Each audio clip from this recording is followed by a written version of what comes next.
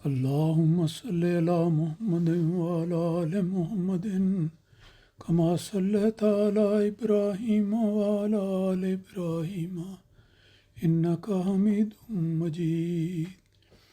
اللهم بارك على محمد وعلى آل محمد كما باركت على إبراهيم وعلى آل إبراهيم إنك حميد مجيد. الحمدللہ کہ آج ایک بار پھر ہماری زندگیوں میں رمضان المبارک کا بابرکت مہینہ آیا ہے. سب کو اس نئے مہینے کی مبارک ہو جو سن 2023 کا رمضان ہے. اس بابرکت مہینے میں حسب سابق مختصر درس حدیث کا سلسلہ شروع کیا جاتا ہے. گزشتہ سال میں نے اپنے والد محترم حضرت مولانا ابوالعطا صاحب جلندری مرحوم کے تیار کردہ مجموعہ احادیث جس کا نام نبراس المومنین ہے اس کی چند احادیث کا درس پیش کیا تھا. نبراس کے معنی ہیں چراغ کے، اور نبراس المومنین گویا مومنین کے لیے ایک چراغ کا کام دینے والی گفتگو، احادیث اور کتاب ہے. اس میں سے چند احادیث پیش کی تھیں. آج اسی سلسلے کو دوبارہ جاری کر رہا ہوں. ممکن ہے بعض احادیث کا اعادہ بھی ہو جائے، لیکن اچھی باتوں کا اعادہ ہو جانے میں کوئی حرج کی بات نہیں، برکت ہی برکت ہوتی ہے. آج کے درس کی پہلی حدیث اس طرح پر ہے کہ رسول اکرم صلی اللہ علیہ وسلم نے فرمایا، خیرکم من تعلم القرآن وعلمہ. یہ حدیث بخاری سے لی گئی ہے. اس کا سادہ ترجمہ اس طرح پر ہے کہ رسول پاک صلی اللہ علیہ وسلم نے صحابہ کو مخاطب کرتے ہوئے فرمایا کہ تم میں سے بہتر انسان وہی ہے جو قرآن مجید خود سیکھتا ہے اور پھر دوسرے لوگوں کو سکھاتا ہے.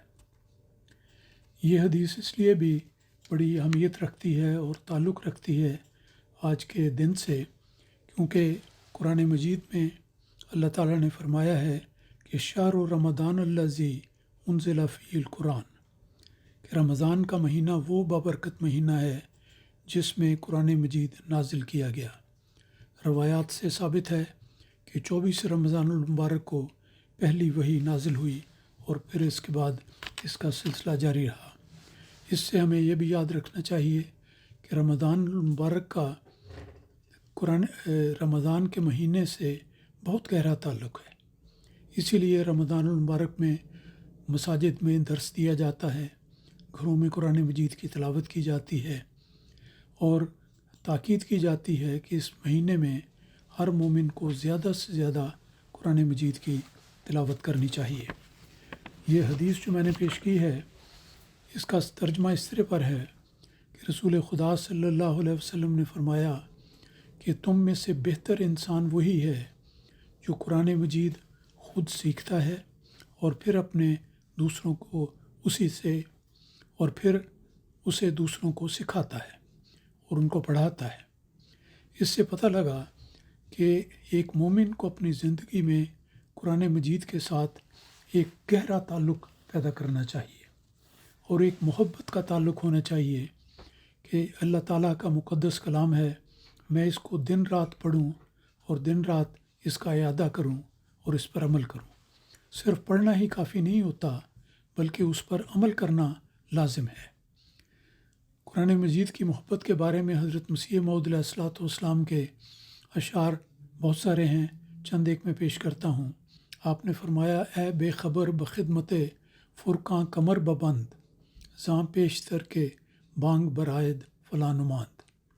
سادہ ترجمہ ہے اور یاد رکھنے والا مضمون ہے. اس میں آپ نے فرمایا کہ اے بے خبر انسان، تو قرآن مجید کو پڑھتا رہ اور اس کی محبت اپنے دل میں پیدا کر، اور یہ سلسلہ آخر وقت تک جاری رہے جب تک کہ یہ آواز آ جائے کہ اب یہ شخص دنیا میں نہیں رہا. اسی طرح آپ نے ایک جگہ فرمایا ہے کہ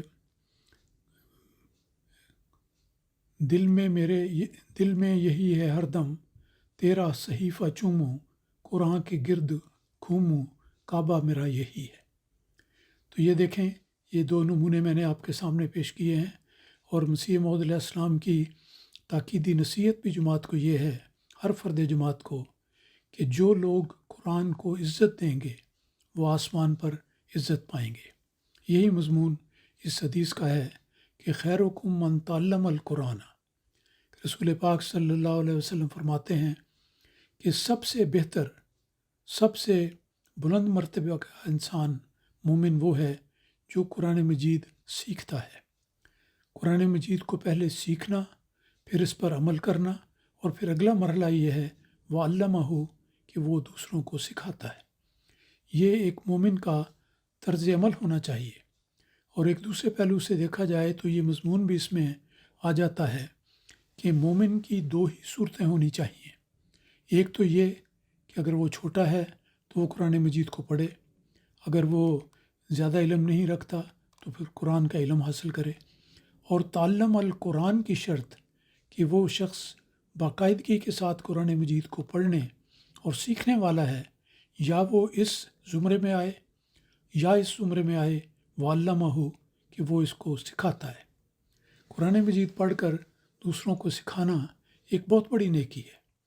مرد ہو یا عورت ہو، ماں اور باپ ہوں، بڑے بہن بھائی ہوں، ان کی ذمہ داری بنتی ہے کہ وہ اپنے چھوٹے بہن بھائیوں کو اور اپنے حلقہ اثر میں جو چھوٹے بچے رہتے ہیں ان کو بھی قرآن مجید سکھائیں، بتائیں اور پڑھانے کی کوشش کریں۔ تو قرآن کریم کا اس میں جو حدیث کا ذکر کیا گیا ہے، اس حدیث میں کہ من تعلم القرآن، صرف اتنا کافی نہیں کہ انسان صرف خود قرآن مجید کو پڑھ لے اور سمجھ لے، لیکن قرآن مجید پر پڑھنے اور سمجھنے کے بعد اس پر عمل کرنا ضروری ہے۔ یہ پہلا مرتبہ ہے جس پر ہر مومن کو جانا چاہیے۔ لیکن اس کے ساتھ ہی دوسرا مرحلہ بھی بڑی اہمیت رکھتا ہے، جس میں فرمایا گیا وَعَلَّمَهُ کہ صرف اس خیر کو اپنی ذات تک محدود رکھنا کافی نہیں، بلکہ قرآن مجید پڑھ لینے کے قابل ہو جانے کے بعد پھر انسان کا فرض ہے کہ وہ دوسروں کو بھی سکھائے۔